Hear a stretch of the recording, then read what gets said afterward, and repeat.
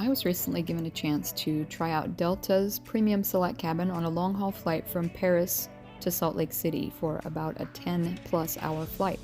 I thought I would take you along for a quick review of the seat and some of the amenities and the food and the experience, since it was a cabin I've never tried before, so let's check it out.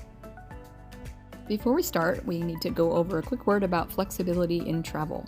I usually pick out a window seat, and I'm usually very specific about the seat that I choose, and I kind of have reasons for why I pick them, so I don't like them being changed without someone asking me first. When I got to the desk in Charles de Gaulle Airport, the buzzer went off and they said, "I'm sorry, you need to talk to somebody else," and I went to the next person and they said, "We have given you a new seat." And normally I would have said, "No, I don't want a new seat," but I was tired and I just, whatever, as long as it's a window. It turned out they were moving a family so they could sit together, and they had moved me because I was traveling solo. And again, normally I would sort of balk at this, but I didn't. And to my surprise and delight, it worked out, because when I arrived to my seat, this is what was next to me. This seat, for whatever reason, had a piece of tape over it that said the seat is not working and please don't use it. So I was in the window, and this was the aisle seat. This particular cabin is a 2-4-2 configuration, so you have 4 in the middle and 2 by the window. And I always sort of agonize over sitting by the window on a long flight with someone in the aisle. I'd rather have the window, but also there's that horror of wanting to crawl over someone you don't know who is possibly sleeping, eating, or working on their computer, and you have to tap them on the shoulder and be like, "I'm really sorry, I need to get out." So it's always that cringy thing of, do I do the window or do I do the aisle? And this way I had 10 hours of no one next to me, the whole seat to myself, the whole seat next to me empty. It was magical. The flight attendant came by at one point and looked at the tape and was like, "I need a roll of that tape to carry with me." Anyway, so that made a 10.5-hour flight really, really enjoyable, because I had the whole place to myself. I think I had the only blank seat on the plane. I sat down, I got into a little bit of video of the surroundings. You got storage, and you have a nice big armrest and a cup holder underneath, and 3 buttons for the seat leg rest, which was a little bit complicated, but I did figure it out. There's that lovely empty seat that I had next to me, and a little bit of legroom. Not a ton of legroom, but not bad. This is the footrest that extends. You have a button that pushes it, lifts it up, and a button that brings it back down. But the foot part that my foot is sitting on, you have to manually fold that down, and I couldn't figure that out, so I had to actually ask for help. But once I got it figured out, it was great.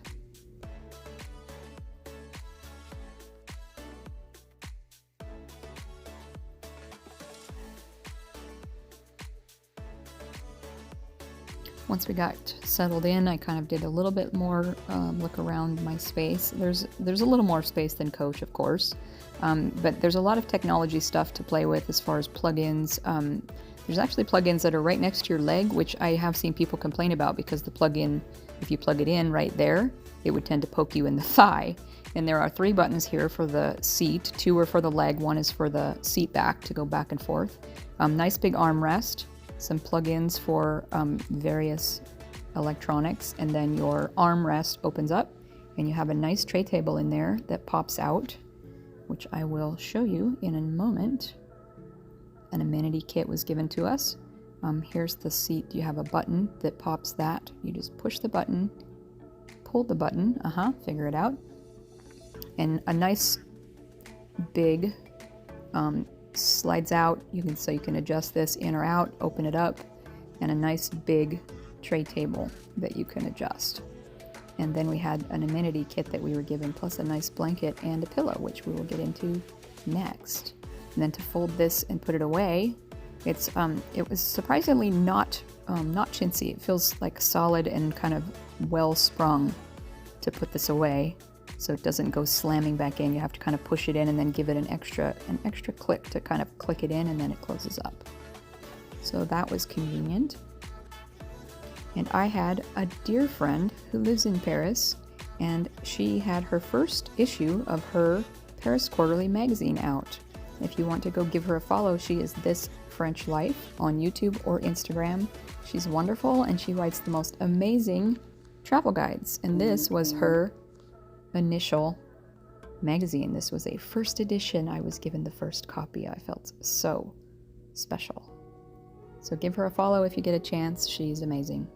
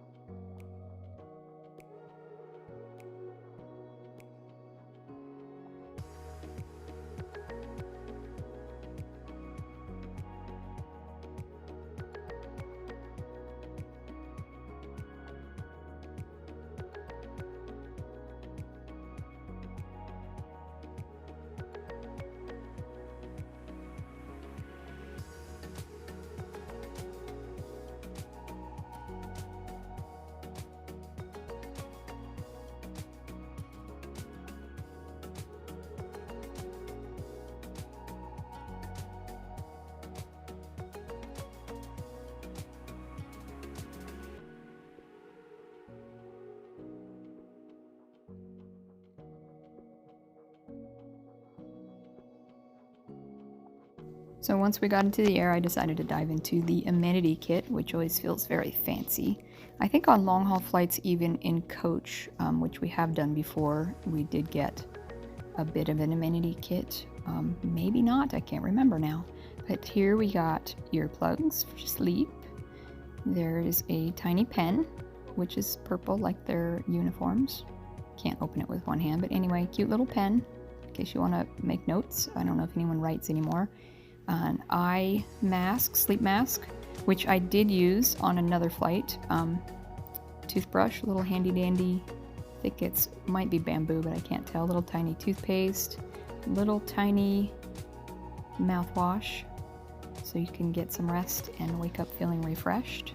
This was a day flight, so I didn't necessarily need some of these things.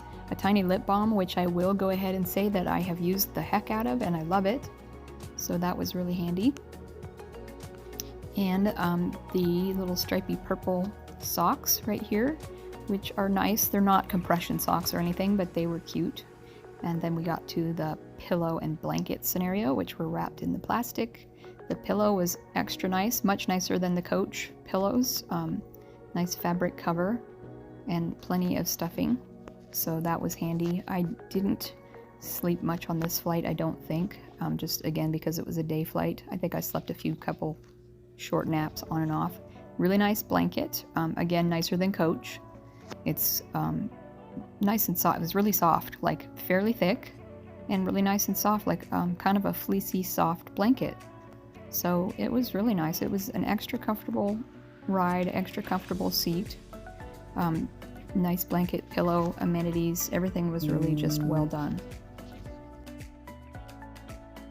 So once we got through with the amenity and the blankets, it was time to look at the lunch menu. This flight offered a meat dish, which I chose, which was roasted guinea fowl with potato and olive mash, roasted bell peppers and herb sauce. It was a very nice place setting. They used metal flatware. It came with a little ice cream for dessert, a linen tablecloth they come along and lay down before they come through with the meals. There was also a vegetarian option, which was a bulgur risotto with grilled zucchini, artichoke hearts, roasted bell peppers, and spicy tomato sauce. It was a plenty nice meal. I had a nice glass of Prosecco with it. For airplane food, excellent. I'm always happy with what they serve in first class. I don't know what... I remember our last coach long haul trip, we did get a meal. I don't think it was anything quite so fancy. My only complaint with their first class meals and the lovely menus they provide, I know you can choose. You can often choose a bland meal, which is nice, but I tend to be more into blander vegetables than spicy, everything spicy, roasted bell peppers, onions, mushrooms, things like that. So I always wish that they would have a more neutral vegetable that's something that everyone would like, but in general this was awesome. This was a perfectly acceptable lunch and I enjoyed it very much, and I went after this for a quick nap.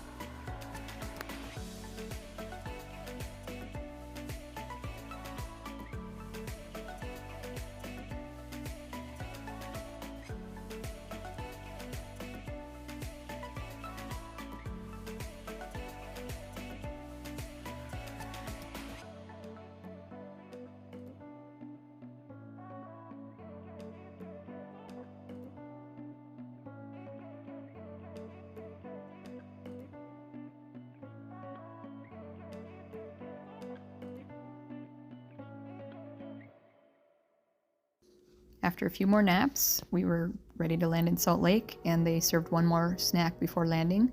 I chose a spinach and feta pastry with, I think it was a passion fruit mousse. This came with bamboo flatware, which I don't like as much, and I really wish they wouldn't use it. But that was that. It was just a hot little snack and some coffee before we landed, and that was the last of the meal service on this flight before we came into Salt Lake City. All in all, this was a really nice flight. I wouldn't spend triple coach, but it was definitely worth a small upgrade to get into it.